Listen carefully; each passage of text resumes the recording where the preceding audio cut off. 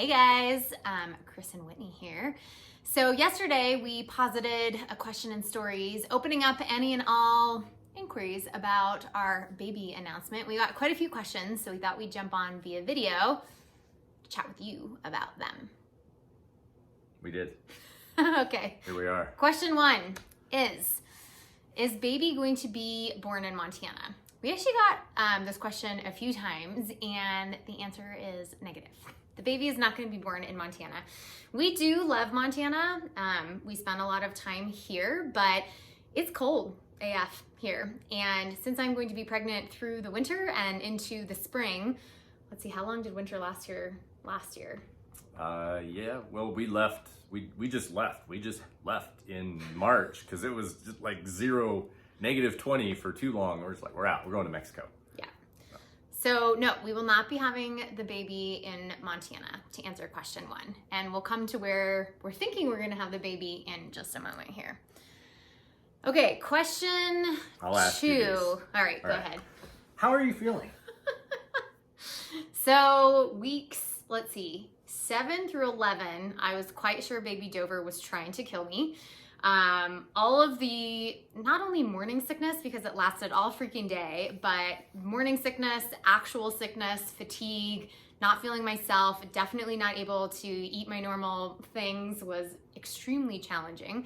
It also happened to be an extremely busy season of travel for us. So doing all of those things while traveling, Chris had the pleasure of getting to see me race to many airport bathrooms while we were traveling. That happened. Luckily, once I hit week 12, that all sort of seemed to subside. I'm like halfway through week 12 now, so fingers crossed. This week's been a lot better. Yeah, the tides have turned. From my perspective.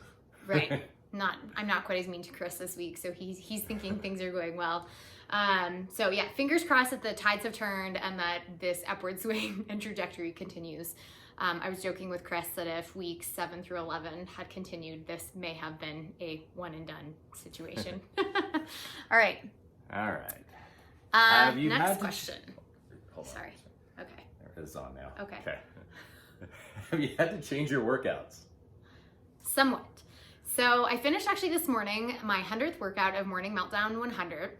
The great thing about a lot of these programs that I do from home is that you can modify a lot of them. The most challenging thing for me has obviously been bouncing around. I have been pretty lucky. My morning sickness generally has come like midday or afternoon. So as long as I've gotten my workout in like first thing in the morning, I've done pretty good with getting a workout in pretty much every day.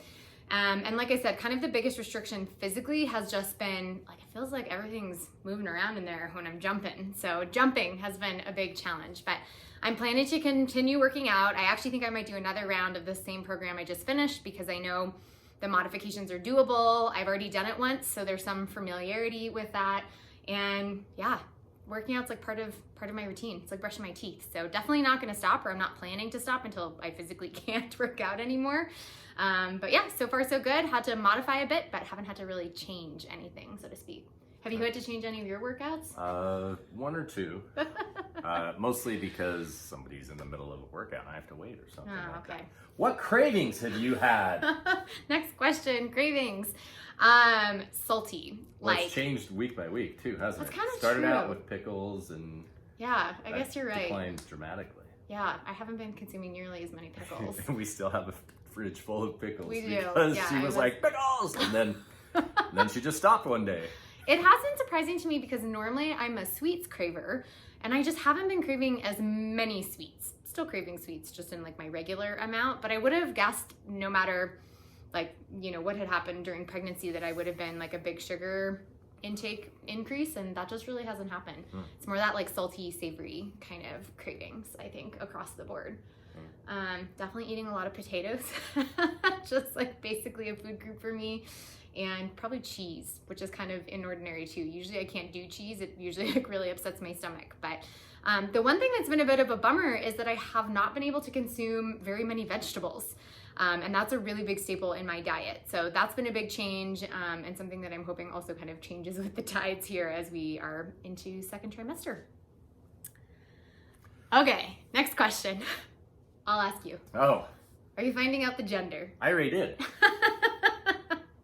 Of course we are. We're yes. data-driven people. Of course we got as much data as we can. We absolutely have found out the gender already. We did that along with our early DNA testing. The beauty of getting pregnant in your mid-30s is you're considered advanced maternal age.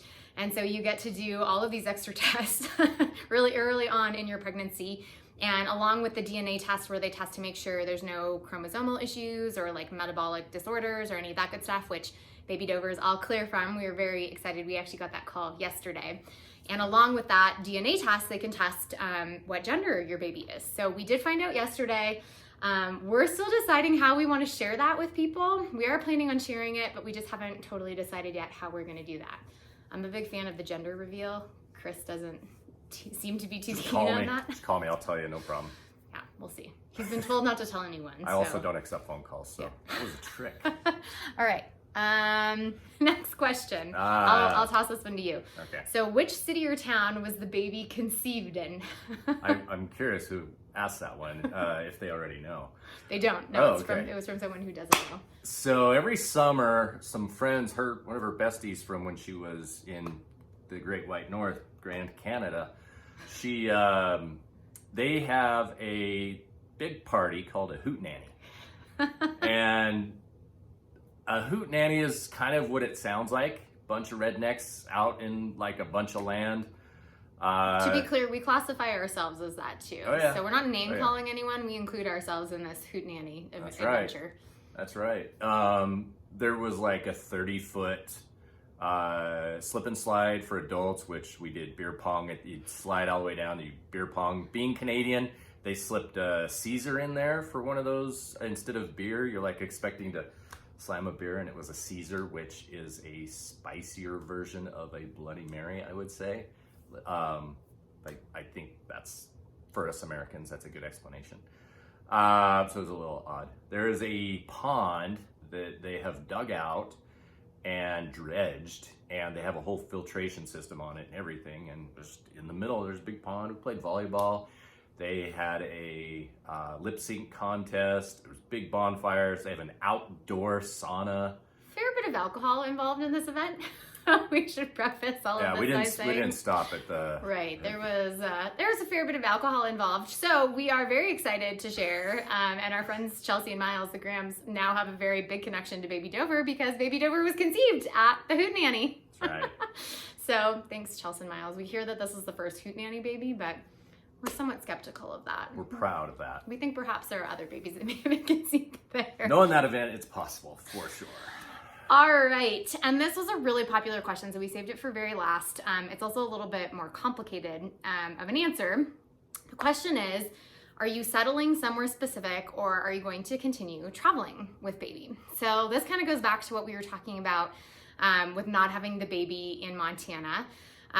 We're still planning to digital nomad. We've been very cognizant of being careful what we say, because all of our friends who have kids say don't ever make any decisions about how you're going to be after you have kids, because you just have no idea. So we're reserving our right to be flexible, but our plan as of now is to try to continue traveling once we have this baby. We've actually been very lucky with prenatal care. We're working with an OBGYN who's willing to work with us digitally and remotely. So we've had and can have ultrasounds, blood work, DNA testing, all that good stuff from wherever. And then he'll just FaceTime us and phone call us, and really great. He's been awesome to work with, super data driven as well, and we've been super appreciative of that. But obviously at some point, we're going to reach a period where I'm not going to be able to fly anymore. So we have decided that we're going to post up, so to speak, somewhere. We're still deciding where that is going to be. We have a few locations that we're actually scouting out over the course of the next couple months, and we've kind of given ourselves till January, which I'm due May 9th. So January will be however many months before that. Enough time for us to at least, kind of figure out where we want to be, make sure that we feel comfortable in that location, and actually get set up in a place there so that we can kind of still continue to travel after January, obviously not as much, and then be, home based there once I'm not able to travel anymore. So stay tuned, lots of exciting adventures, and there's a very good possibility that we're gonna have this baby out of the country. So extra exciting. We're feeling super pumped about that. Get your passports to come visit us. But we'll let you know where we're going to be over the next couple months as we're scouting out locations. And I guess most importantly, thank you all so much for all of your amazing support and excitement yesterday over our announcement. It's been a really weird thing not to talk about publicly. I don't know why we felt like we needed to wait till 12 weeks. Also, I wasn't feeling great, so we figured it was just good to kind of share news when we could be excited about it and feeling our best as well. But we are super excited to do this journey with you guys, and we're just so grateful for all of your love and support. It's true. We are. Anything else from you? Mm-mm. All right. Well, hashtag Baby Dover takes over. The adventure begins. We need a better one. That's a good one, but we need a better hashtag. That's right. If you have a better hashtag for us, let us know. Let's do it. We don't want Baby Dover, like, we know it's going to take over to some extent, but we don't want it to, like, rule our lives. We have this new cohort of advisors who have a minimum of 7 children. Yeah. And they top out at 11 or 12. It's crazy. We're not planning to have that many. No. But the number one thing that every one of them says is, don't stop traveling. Like, here's the stroller you need to have. All our children travel with us. Like, we do it all the time. You're in charge. You're the parent. And so that's the little piece of advice we've been given by the people with big numbers who are actually really thriving. So yeah, that's about it. So for now, hashtag Baby Dover takes over. But give us your better hashtags. That's right. We're always open for improvement. So see you guys on the road. Bye.